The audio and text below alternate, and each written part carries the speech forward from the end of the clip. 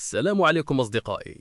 البارح شفنا أحداث ما كناش كنتمناو نوصلوا ليها، والناس كاملين حاسين بحال شي حداد في المغرب. واحد الفئة قليلة ما بغاش تعترف بالأزمة حيت مازالين شادين في الامتيازات. اليوم السؤال الكبير اللي كيسولوه المغاربة كاملين: واش الملك عنده الحق يعفي الحكومة؟ الفصل 47 من الدستور كيقول بوضوح: الملك هو اللي كيعين رئيس الحكومة من الحزب الأول في انتخابات مجلس النواب. تعيين الوزراء كيكون باقتراح من رئيس الحكومة، لكن التعيين الرسمي عند الملك.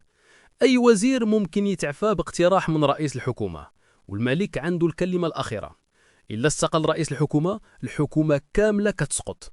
بمعنى، الدستور ما كيخليش الملك مباشرة يعفي رئيس الحكومة، ولكن إلا مشى رئيس الحكومة، الحكومة كلها كتمشي، وكيجي مكانها حكومة تصريف الأعمال مؤقتا حتى الانتخابات الجاية. اليوم ما بقى حتى شي مطلب عند المغاربة أهم من إعفاء هذه الحكومة وإنقاذ ما يمكن إنقاذه، خصوصا في التعليم والصحة.